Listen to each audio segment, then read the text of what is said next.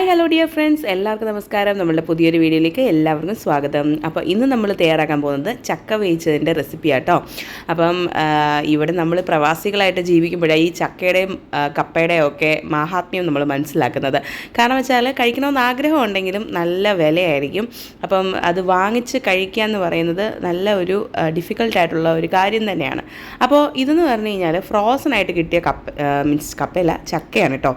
അപ്പം ഫ്രോസണായിട്ട് കിട്ടിയ ചക്ക കൊണ്ട് ഞാൻ നല്ല ഒന്നാന്തരം ഒരു ചക്ക വേവിച്ചത് ഉണ്ടാക്കാമെന്ന് വിചാരിച്ചു. വളരെ കുറച്ച് മാത്രമേ ഉള്ളൂ. അതിന് ഇത്രയും ചക്കയ്ക്ക് 10 റിയാലാണ് ഇവിടുത്തെ. അത്യാവശ്യം നല്ല എക്സ്പെൻസീവാണ്. കണ്ടില്ലേ, വളരെ ചെറിയ ക്വാണ്ടിറ്റിയിൽ മാത്രമേ നമുക്ക് ചക്കയുള്ളൂ. അപ്പം ഇത് സത്യം പറഞ്ഞാൽ ഞങ്ങൾക്കൊന്ന് ഉപ്പ് നോക്കാനേ ഉണ്ടായിരുന്നുള്ളൂ. പക്ഷേ എങ്കിലും പോട്ടെ, നമ്മളുടെ കൊതിയൊന്നും നടക്കുക എന്നാണല്ലോ നമ്മളുടെ ഏറ്റവും വലിയ ലക്ഷ്യം എന്ന് പറയുന്നത്. അപ്പം വേണ്ട നമ്മളുടെ ചക്ക എടുത്തിട്ടുണ്ട്. ഇതിലേക്ക് നമുക്ക് ആവശ്യത്തിന് മഞ്ഞൾപ്പൊടിയും ഉപ്പും കൂടെ ചേർത്തിട്ട് നമുക്ക് പ്രഷർ കുക്ക് ചെയ്യാനായിട്ട് വെക്കാം. കുറച്ച് വെള്ളം കൂടെ ഞാൻ ചേർത്തിട്ടുണ്ടായിരുന്നേ. അപ്പോൾ നമുക്ക് അടച്ച് വെച്ചിട്ട് ഇത് കുക്ക് ചെയ്തെടുക്കാം. ഏകദേശം ഒരു വിസിലോളം പ്രഷർ കുക്ക് ചെയ്തെടുത്തിട്ടുണ്ടായിരുന്നു. എന്നിട്ട് നമ്മളുടെ പ്രഷറെല്ലാം സെറ്റിലായതിന് ശേഷം നമുക്കൊന്ന് തുറന്ന് നോക്കാം. അപ്പോൾ അതേ നമ്മളുടെ ചക്കയൊക്കെ ആവശ്യത്തിന് വെന്ത് വന്നിട്ടുണ്ട് കേട്ടോ.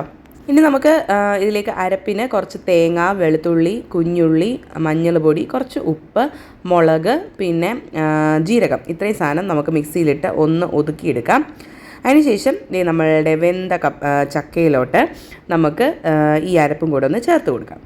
അരപ്പ് ചേർത്ത് കഴിഞ്ഞാൽ പിന്നെ നമുക്ക് നന്നായിട്ട് ഉടച്ചെടുക്കുക എന്നുള്ളതാണ് ഏറ്റവും വലിയൊരു ടാസ്ക്. അപ്പം ഇതുപോലെ ഒരു മാഷർ ഉണ്ടെങ്കിൽ വളരെ എളുപ്പത്തിൽ തന്നെ നമുക്ക് ചക്കയൊക്കെ നല്ല സൂപ്പറായിട്ട് കുഴച്ചെടുക്കാനായിട്ട് സാധിക്കും. അപ്പോൾ നമുക്ക് നന്നായിട്ടൊന്ന് കുഴച്ചെടുക്കണം. അപ്പം എനിക്കൊക്കെയാണ് നല്ല കുഴാന്നിരിക്കുന്ന ചക്കയാട്ടോ ഇഷ്ടം. അപ്പോൾ അതുകൊണ്ട് അത്യാവശ്യം നന്നായിട്ട് തന്നെ കുഴച്ചെടുക്കുന്നുണ്ട്. പിന്നെ അവസാനമായിട്ട് ഇതിലേക്ക് നമുക്ക് ഒന്ന് താളിച്ചും കൂടെ ഒഴിക്കണം. കടുക്, വറ്റൽമുളക്, കറിവേപ്പില എന്നിവ നമ്മൾ ചേർത്തിട്ട് നല്ലതുപോലെ ഒന്ന് താളിച്ചും കൂടി ഇതിൻ്റെ മുകളിലേക്ക് ഒഴിച്ച് കഴിഞ്ഞാൽ നല്ല അടിപൊളി ടേസ്റ്റുള്ള ചക്ക വേവിച്ചത് റെഡി ആയിട്ടുണ്ട്. നല്ല കുടംപുളിയൊക്കെ ഇട്ട് മുളകിട്ട് വറ്റിച്ച് മീൻകറിയും കൂടെ ഉണ്ടെങ്കിൽ പിന്നെ പറയുകയും വേണ്ട. നമ്മൾ മലയാളികൾക്ക് പിന്നെ എന്നോ വേണം അല്ലേ.